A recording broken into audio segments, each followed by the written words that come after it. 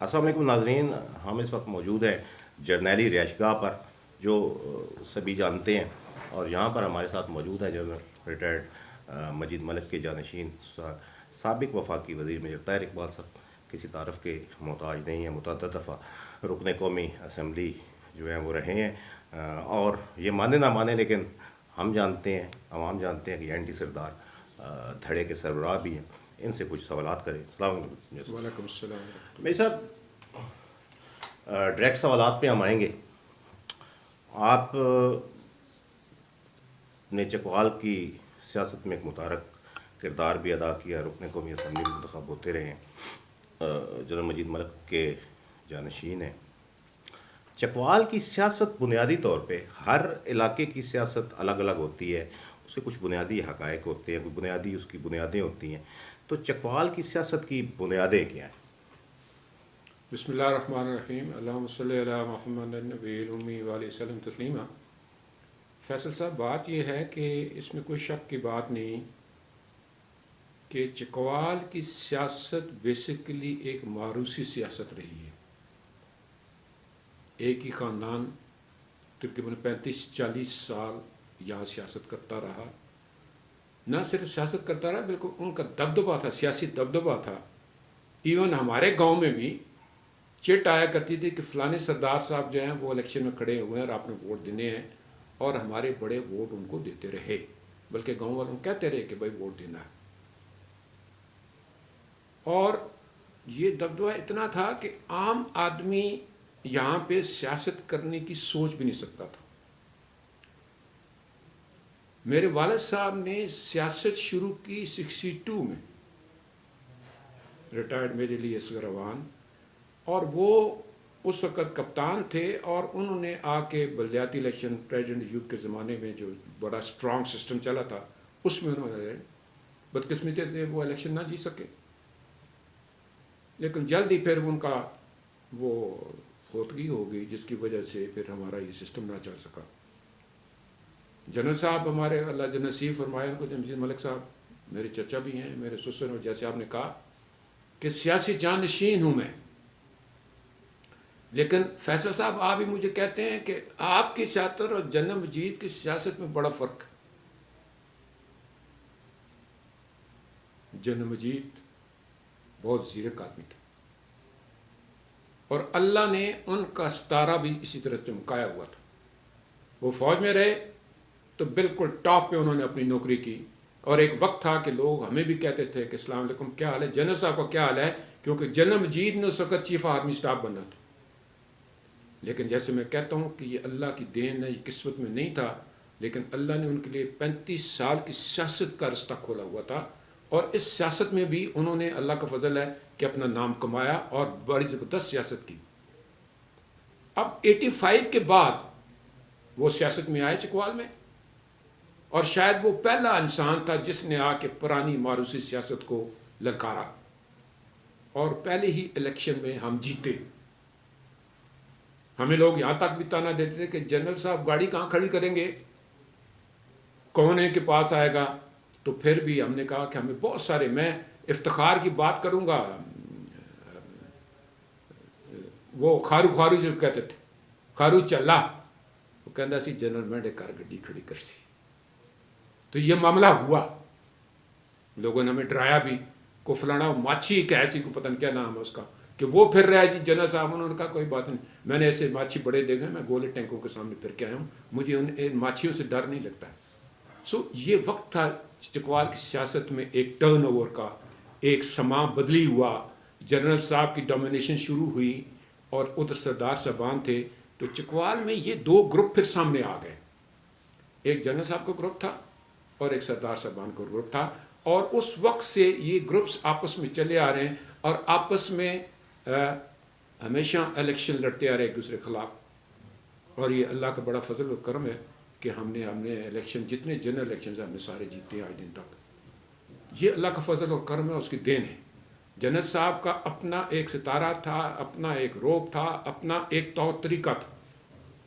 मैं हैरान हूँ उनकी फौतगी पे। जो बंदा है, आपको क्या पता मेरे क्या तल्लक थे जनरल साहब के साथ। सो इस तरह का वो बाप वाला रिश्ता उन्होंने शायद लोगों के साथ बनाया। ہماری بھی کوشش ہے، میری بھی یہ کوشش ہے کہ ہم سیاست کے بجائے لوگوں کے ساتھ دوستی بھائی چارے والا رشتہ رکھیں، یہ رشتے مضبوط ہوتے ہیں۔ اور ہمیں سبق سکھایا گیا کہ کسی کے خلاف پرچے نہیں کٹوانے، تھانے کچہری کے چکروں میں نہیں پڑنا۔ آپ نے چکوال کے لوگوں کے ساتھ اگر کسی ذاتی بھی کی ہے تو نرمی سے اس کو ٹال جائیں یا اس کے ساتھ بات چیت کر لیں۔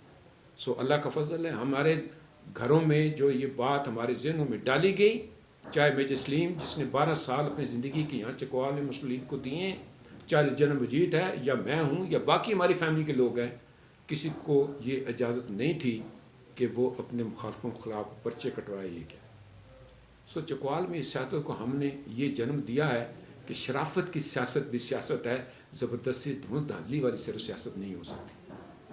یہ ہمارے ووٹر سپورٹر جو ہیں یہ ہمارے بھائی ہیں، یہ ہمارے میں پنجابی دان یہ سامنے پران ساڑے بھائی، ان کے ساتھ ہمارا تعلق وہ ہونا چاہیے کہ ان کو ہم اپنے برابری کے رشتے کا اس کو عزت دیں۔ سیاست یہ دبا کے رکھنے سے کیا فرق پڑے گا؟ کچھ نہیں۔ آپ کے سامنے وہ بیچارہ وہ جھکے گا لیکن تھوڑا پرے جا کے آپ کے خلاف پتہ نہیں کیا کچھ بیان دے رہا ہوگا۔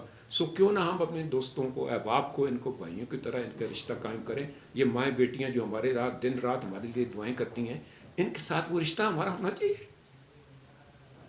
یہی ایک چیز ہے جو چکوال میں سیاست کا فرق آیا، اور ہم اب بھی چاہیں گے۔ اور یہ بڑی خوشائن بات میں آپ کو کہوں گا، سردار اشرف نے جنرل مجید کے خلاف 5 الیکشن لڑے ہیں، لیکن کبھی ایک دوسرے کے خلاف نازیبا الفاظ استعمال نہیں ہوئے، اور نہ ہی ہم کرنا چاہتے، نہ میں کرنا چاہتا ہوں۔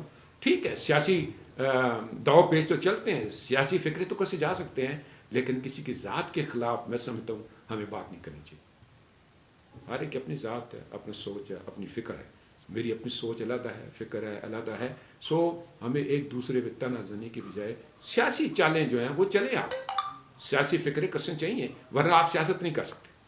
اب بھی ہم یہ چاہ رہے ہیں کہ چکوال میں سیاست ہو، صاف ستھری سیاست ہو۔ تو ٹھیک ہے، آپ کی بات ہے، ادھر سردار صاحب بھی ہیں، ادھر ہمارے ایم پی ایس بھی ہیں، ہمارے مسلم لیگ والے بھی ہیں، کیو لیگ والے بھی ہیں، پی ٹی آئی والے بھی ہیں۔ ابھی آپ دیکھیں پی ٹی آئی کے میرے ساتھ تو کبھی انہوں نے جاتی نہیں کی، سلام کرتے ہیں، دعا کرتے ہیں، مل لیتے ہیں، اوکے۔ لیکن سیاسی طور پر ہم ابھی تک ایک دوسرے کی کھیچتانی کر رہے ہیں اور کرتے رہیں گے۔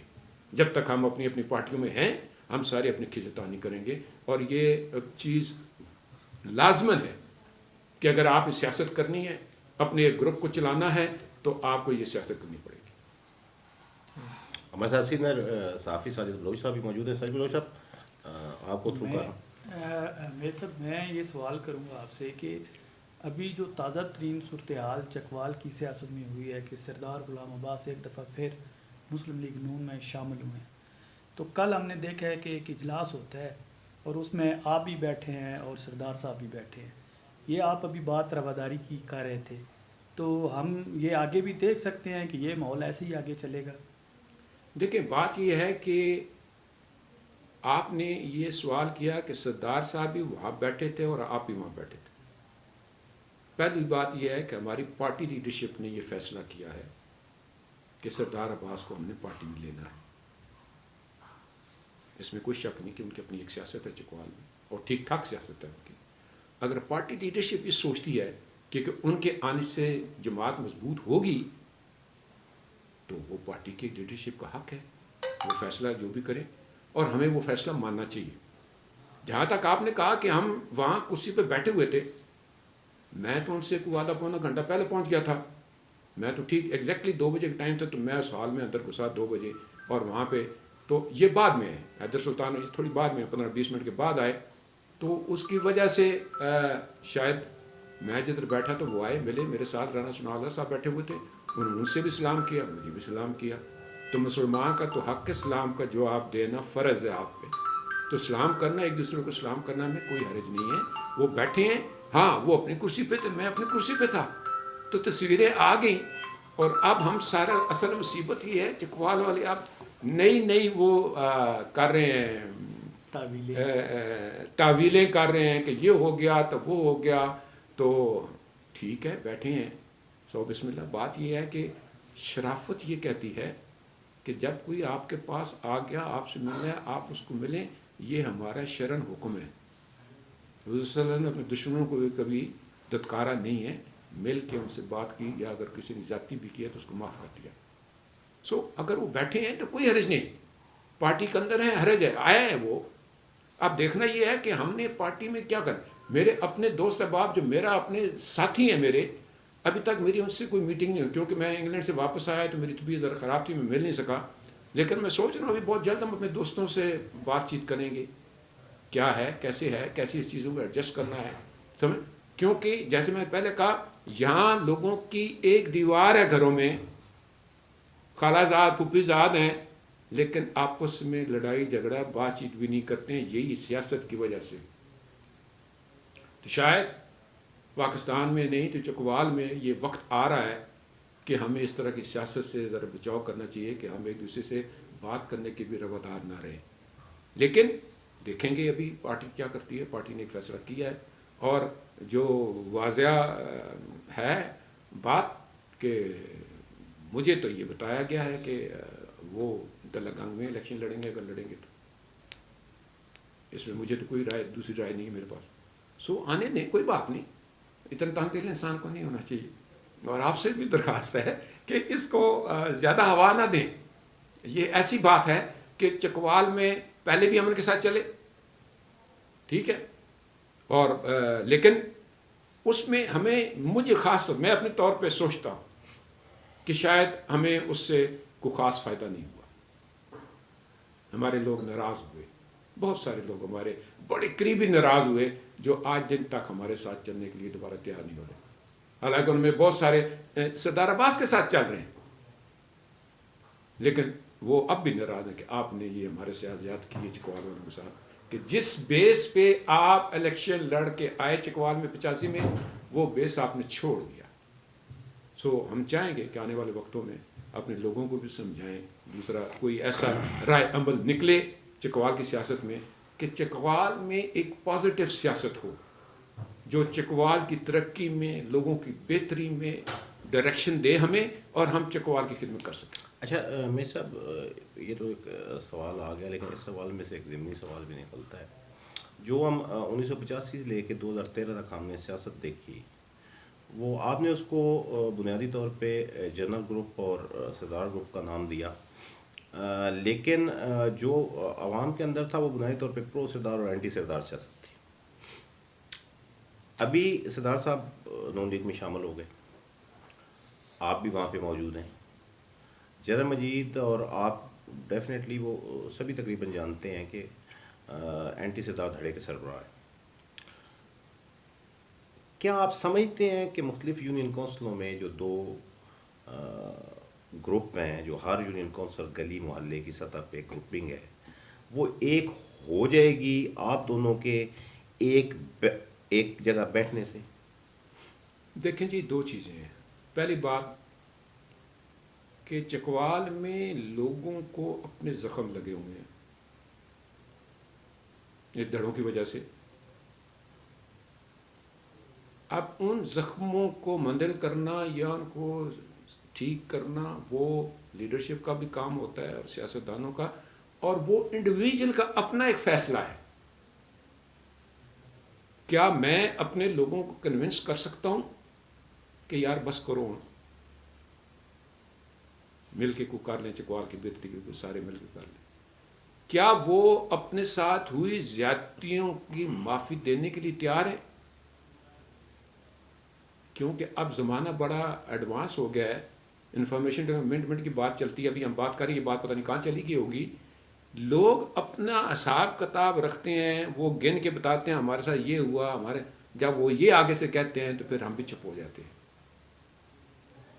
سو ہمارے لیے بھی ان کو جواب دینا یا ان کو کنونس کرنا مشکل ہوئے. لیکن ہو سکتا ہے ایک دفعہ نہیں، 2 دفعہ نہیں، 3 دفعہ، شاید تیسری دفعہ ہماری بات وہ سن لیں، یا وہ ہمیں قائل کر لیں کہ آپ یہ بات ہمارے ساتھ مت کریں، ہم نے آپ کی بات نہیں مانی.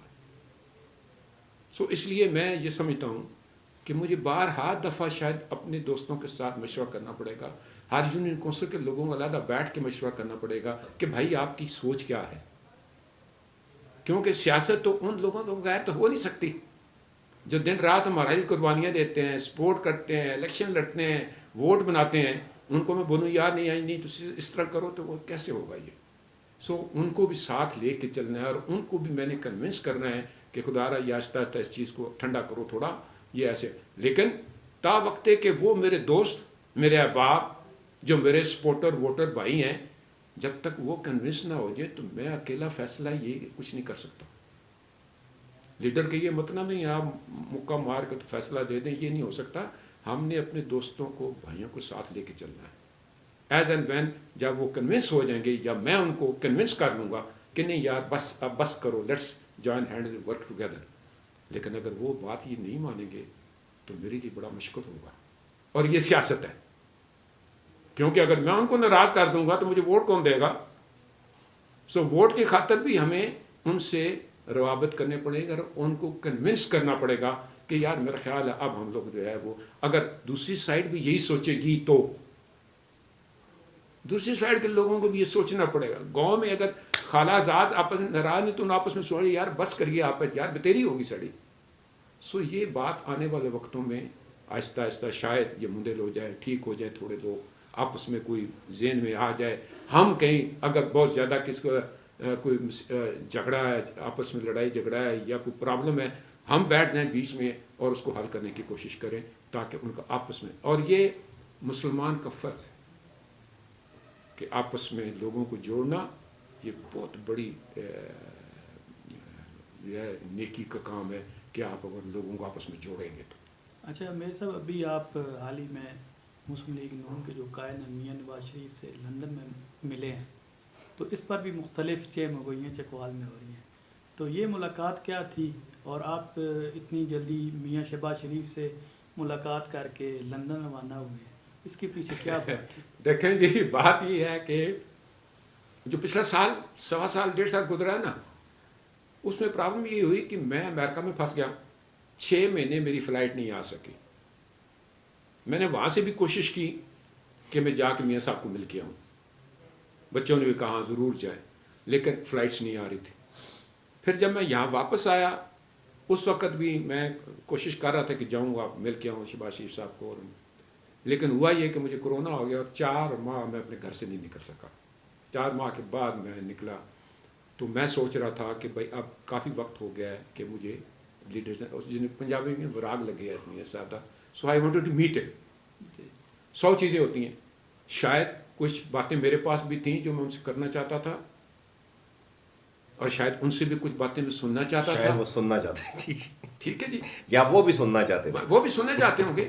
اور یہ اللہ کی بڑی دین ہے کہ میں گیا وہاں، جا کے میں نے اپوائنٹمنٹ لی، صرف ان کو ملنے گیا تھا، میرا اور کوئی کام نہیں تھا لندن، کوئی نہیں، بالکل نہیں. تو اپوائنٹمنٹ وہاں ذرا بزی ہے، مشکل، لیکن اللہ نے کیا، بلا لیا انہوں دوسرے مجھے. اور خوشائن بات یہ ہے جس طرح ابھی ہم تینوں بیٹھے ہوئے، اس طرح ہم 1 گھنٹہ بیٹھ کے بات چیت کرتے رہے. اور یہ اللہ کا بڑا فضل ہے کہ انہیں ہر بات میری سنی، سوال کیے، جواب دیے، اور جب میں نے ان سے کچھ کہا تو انہوں نے جواب دیا. مطلب میں خود بھی نہیں سوچ سکتا تھا کہ اتنی اچھی میری میٹنگ ہوگی، اتنی کھل کے باتیں کی. اس پہ اسحاق ڈار نے بھی کہا کہ میرے صاحب بالکل ٹھیک کہہ رہے ہیں، انہوں نے خود بھی کہا بات آپ کی ٹھیک ہے. پھر علی جی کہنے پھر آپ کے دوست کیا کریں گے. تو یہ بھی بڑی اللہ کی فضل ہے کہ انہوں نے مجھے شاید 3 دفعہ کہا میرے صاحب آپ بتائیں نا کیا کریں ہم. مطلب یہ بڑی بات ہے کہ ایک عام ورکر سے یا ایک ایم این اے سے آپ کریں، آپ بتائیں ہم کیا کریں. ہی از اے پرائم منسٹر، 3 دفعہ کے پرائم منسٹر ہیں، اتنا ویژن ہے، اتنا سب کچھ ہے، تو وہ بھی کہہ رہے ہیں کہ آپ بتائیں ہم کیا کریں. تو بات چیت ہوئی، پولیٹیکل پاکستان کے حالات کے بارے میں ساری بات ہوئی، اور بڑی ڈیٹیل میں بات ہوئی، اور انہوں نے سنا اور انہوں نے کہا. چکوال کے مقامی حالات کے حوالے سے بھی بات ہوئی؟ جی بالکل بات ہوئی جی. پہلا ½ این آور جو تھا 40 منٹس وہ ملکی حالات سارے کہ کیا ہو رہا ہے. آخری 20-25 منٹ جو تھے وہ چکوال تھا، کیونکہ چکوال کی اگر میں جا کے اپنے لیڈر سے بات نہ کروں تو یہ چکوال والوں کے ساتھ زیادتی ہے. مجھے ایک چھوٹا سا سوال کرنے کی اجازت دیجیے گا. میاں صاحب نے آپ کے خیالات سے اتفاق کیا یا اتفاق نہیں کیا؟ نہیں، بہت سارے دیکھیں، ایک بات تو ہوئی نہیں، بہت ساری ایسی چیز ہیں کہ انہوں نے کہا ہاں یہ بات آپ کی ٹھیک ہے، ٹھیک ہے. انہوں نے ایک دفعہ بھی مجھے نہیں کہا میاں صاحب آپ غلط کہہ رہے ہیں. نہیں، یہ اللہ کا شکر ہے. کیونکہ بات میں وہ کرتا ہوں جو جینون ہو. 2 نمبر بات کرنے کا فائدہ کوئی نہیں ہے.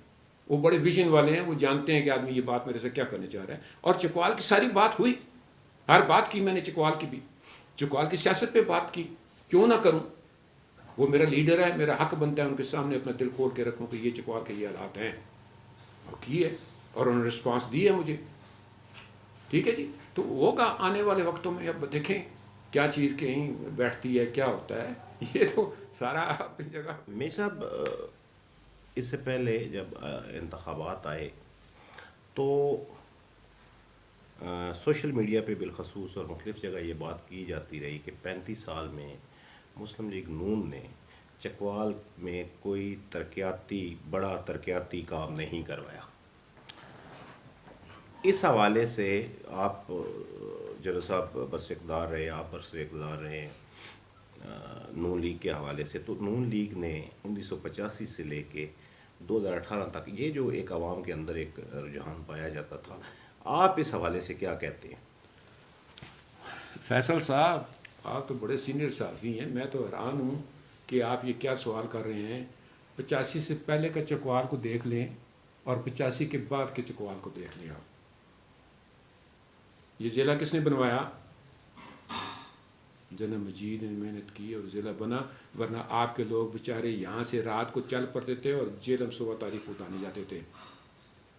یہ جنرل مجید کا کام ہے. ضلع بننے سے آپ کی آدھی پریشانیاں ختم ہو گئیں. ضلع ہیڈ کوارٹر بن گیا, ڈسٹرکٹ اسپتال بن گیا, تحصیل ہیڈ کوارٹرز بن گئے, تحصیل کے اسپتال بن گئے. یہ سارا سسٹم ڈیولپ ہوا. مجھے اچھی طرح یاد ہے 85 کے الیکشن میں جب ہم پھرتے تھے, دور ماجیں یہ ڈھابے ہیں نا, یہاں پہ اتنی 6-6, 8-8 انچ ریت اور مٹی ہوتی تھی جس پہ ہم گاڑی چلاتے تھے. اب سارے چکوال میں آپ کہتے ہیں کچھ نہیں ہوا. کتنے سڑکیں بنی ہیں جی چکوال میں, کتنے سکول بنے. کل بھی ایک آدمی کہہ رہے تھے چھوٹی چھوٹی ٹوکن تک بھی جنرل صاحب سکول. مجھے اچھی سے یاد ہے جنرل صاحب کو 50 لاکھ شاید فنڈ ملا, 50 لاکھ یا 50,000. تو جنرل صاحب نے اس فنڈ سے سکولوں کے لیے 122 کمرے بنوائے. وہ کیا کیا انہوں نے, گاؤں نے کہا ہاں جی اسکول کمرہ اچھا اس طرح کرو یار, میں اتنے دیتا ہوں 20,000 تم لوگ ڈالو, 2 کمرے ایک چھت ڈالو. تو ایک کی بجائے 2 کمرے جنرل صاحب بنوا دیے. گاؤں کے لوگوں نے ہمت کی, ساتھ ملے اور کام خود کیا ساتھ, چاہے مزدوری کا لے. تو یہ ڈیولپمنٹ ہوئی اور کتنے اسکول اپ گریڈ ہوئے. ابھی بھی پچھلے 8-10 سال میں دیکھیں آپ کتنے اسکول آپ کے اپ گریڈ ہو گئے ہیں, کتنے کالجز بنے. آپ دیکھیں بشارے میں کالج بنایا, ادھر کلرکار میں کالج بنایا, آگے چلے جائیں کتنا. نون لیگ نے جتنا یار صرف یہ 2 روڈیں ہی آپ دیکھ لیں, مانے تو صحیح. میں کریڈٹ دیتا ہوں راجہ پرویز اشرف کو, اس نے شروع کیا لیکن کام کو نہیں ہوا, کھڈے بن کے چھوڑ گئے. مندر اچکوال سوا چال ہم نے 17 ارب روپیہ لگا کے کہ یہ 2 سڑکیں موٹر وے آپ کی بن گئی ہیں. آپ کہتے ہیں کام نہیں ہوا. آپ پتہ کرائیں کتنے گاؤں میں گیس لگ گئی ہے, کتنے گاؤں میں نئی بجلی لگی ہے. کم از کم 200 کلومیٹر پچھلے 5-7 سال میں سڑکیں بنی ہیں, جو یہ کارپیٹر روڈ آپ کو جگہ جگہ گاؤں نظر آ رہی ہیں. تو آپ کہتے ہیں مسلم لیگ نے کام نہیں کیا. مسلم لیگ نے تو کام کیا ہے اور ابھی اتنا کام ہو رہا ہے. اور ابھی کام آپ چھوٹے ڈیم دیکھیں کتنے بن گئے آپ کے.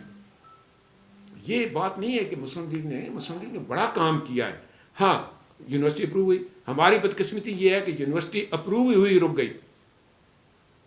میرے پاس ابھی فیزیبلٹی پڑی ہے اور میں نے یاسر عمار کو, اس کو ہمایوں سرفراز کو میں نے میسج بھیجا تھا کہ میرے پاس فیزیبلٹی بنی ہے. پنجاب یونیورسٹی کا کیمپس اپروو ہوا, فیزیبلٹی بنی ہوئی, سب کچھ تیار پلان. میں نے دوستوں کو کہا کہ اس کو بولو یہ میں تمہارے حوالے کرتا ہوں, تم جانو تمہارا کام جانے. لیکن مجھے رسپانس نہیں ملا. فیزیبلٹی آج بھی شاید میری گاڑی میں پڑی ہوگی اس وقت. یہ کام ہوا. اسی طرح اسپتال بننا تھا. میں ذاتی طور پہ کہتا ہوں کہ شاید میں نے ہی تھوڑی ضد کی کہ وہ اسپتال یہاں بنانا چاہ رہے تھے کمپلیکس کے سامنے. ٹوٹل وہ ہے 78 کنال جگہ. تو میں نے کہا یہاں اسپتال کیا بنے گا, سیوریج کدھر جائے گا, سالڈ ویسٹ کدھر جائے گی. تو برائے مہربانی ادھر پنڈی روڈ پہ یا ادھر کے نکل کے بڑا 400-500 کنال کا ایریا لیں تاکہ بڑا اسپتال بنے، اور آنے والے وقتوں میں جب اسپتال آج کل ڈپارٹمنٹس بڑے بڑھ رہے ہیں، میڈیکل کے 4-5 ڈپارٹمنٹ ہو گئے، آپ سرجیکل 5-6 ڈپارٹمنٹ، تو اگر کل پرسوں ہم نے اسپتال کو بڑھانا ہے تو اتنی جگہ ہو کہ ہم آرام سے دوسری بلڈنگ ساتھ بنا سکیں۔ دوسرا، آنے والے وقتوں میں جب یہاں شہباز شریف سے آئے تھے تو میں نے ان کو کہا تھا ہمیں میڈیکل اسپتال دیں، ساتھ ہمیں میڈیکل کالج دیں۔ انہوں نے کہا تھا مجھے کہ میرے صاحب پہلے آپ بنوا لیں اسپتال، پھر میڈیکل کالج بھی آئیں۔ تو ہمارے ذہن میں تھا کہ کھلی جگہ ہو، جس کی وجہ سے وہ تھوڑا ڈیلے ہوا تو بدقسمتی اسپتال نہیں بن سکا، لیکن اب شروع ہو رہا ہے کام، وہ کروایا ہے۔ تو مسلم لیگ نے کام بہت کروایا ہے۔ میری ایک عادت ہے، میں زیادہ پھٹیاں لگانے کی کوشش نہیں کرتا۔ میں کہتا ہوں کہ جس ماں بہن نے دعا دینی ہے نا، اللہ بھلا کرے، ساڑی بجلی لوا دیتی سے، ٹھیک ہے، وہ بہت ہے میرے لیے۔ کیونکہ جب ایک انسان کسی کی جائز حاجت کے لیے ایک قدم اٹھاتا ہے تو اس کو 80 سال کے اعتکاف کا ثواب ملتا ہے۔ تو کیوں نہ ہم ایسا کام کر لیں کہ جس سے ہماری آخر سے پھٹے نہ لگے، تو کیا سی پھٹی لانی ہے تو اتھے لائیے، جدھر کوئی وہ پھٹی دیکھے گا تو ہماری شاید بخشش، ورنہ اعمال ہمارے بہت کمزور ہیں۔ میں صاحب یہ سوال میں ذرا تھوڑی سی بتا، یہ سوال بنیادی طور پہ ہم جب یہاں پہ آپ سے کچھ بات پوچھتے ہیں تو ایک جو عوام کے ذہن میں ایک ابہام پیدا ہوتا ہے یا پیدا کیا جاتا ہے، اس کا عوام کو جواب ملنا چاہیے، اس لیے ہم نے سوال کیا۔ میں تو جانتا ہوں کیا کام ہوئے ہیں۔ جی بولو سر۔ سر ابھی میں بات کروں گا، یہ جو بلدیاتی انتخابات آ رہے ہیں کہ پی ٹی آئی جو اس کی حکومت ہے وہ بلدیاتی انتخابات کرانے کے موڈ میں نظر آ رہی ہے۔ حلقہ بندی پہ بھی کام شروع ہونے والا ہے۔ 2015 کا جو بلدیاتی انتخابات تھا اس میں آپ کے 2 دھڑے تھے۔ آج سردار عباس ضرور مسلم لیگ نون میں شامل ہوئے ہیں، لیکن آج ان کا ایک جو گروپ کا چوتھائی حصہ تھا وہ ان سے الگ ہو چکا ہے۔ تو ابھی آپ کیا سمجھتے ہیں کہ یہ جو بلدیاتی انتخابات ہے اس کے اندر سردار عباس کتنا مسلم لیگ نون کو سپورٹ کر سکیں گے؟ دیکھیں جی، بات یہ ہے کہ جس وقت اس وقت ہوا، ہم خود کینڈیڈیٹ تھے چیئرمین کے، میرے بھائی نعیم صاحب، اور مجھے بے حد افسوس ہے کہ ہم نے مسلم لیگ کے 22 ووٹ کاٹ کے تو سردار صاحب کے کینڈیڈیٹ کو دے دیے۔ افسوس ہے؟ مجھے افسوس ہے، ٹھیک ہے، کیونکہ ہمارا حق بنتا تھا، میرے پاس 32 ووٹ تھے، لیکن کوئی نہیں، یہ قسمت کی بات ہے، یہ سیاست ہے، کون کدھر کیسا پتہ پھینکتا ہے اور کیسے داؤ لگاتا ہے، یہ تو پھر چلتا ہے۔ اب آنے والے وقتوں میں، ابھی تک تو جو ایسے آپ نے کہا، میرے تو خیال میں پی ٹی آئی کو جو شکست ہوئی ہے فرنٹیئر میں، خیبر پختونخوا میں، میرے اندازے میں تو بلدیاتی الیکشن کرانے کے موڈ میں نہیں ہوں گے، لیکن سپریم کورٹ شاید یہ کہے گی کہ نہیں الیکشن کروائیں۔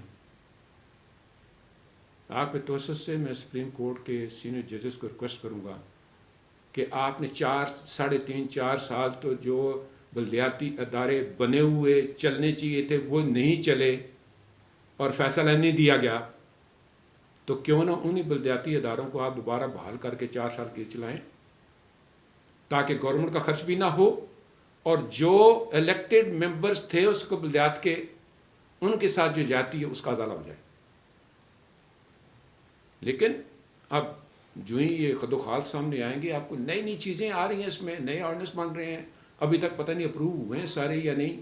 ابھی کہہ رہے تھے کہ شاید مسلم لیگ نے اب نیا کوئی پوائنٹ دے دیے ہیں تحصیل کے بارے میں، لیکن میں سمجھتا ہوں کہ بلدیاتی سسٹم میں ضلع ایک آئیڈینٹی ہے آپ کی، تحصیل آپ کی آئیڈینٹی ہے، یونین کونسل آپ کی آئیڈینٹی، یہ 3 آئیڈینٹی ٹیئر ہیں، اوپر نیچے نیچے۔ تو ہر جگہ آپ کے نمائندے ہونے چاہیے جو اس سسٹم کو چلائیں۔ اگر آپ پہلے تو یہ بات ہے نہیں ضلع کا ناظم ہی نہیں ہوگا جی، صرف وہ نہیں، یار خدا کا واسطہ ہے یار، یہ آئیڈینٹی ہے، اٹ از ریکگنائز، ضلع آپ کا ایک ریکگنیشن ہے۔ پورے پاکستان میں کتنے ضلع ہیں پنجاب کے؟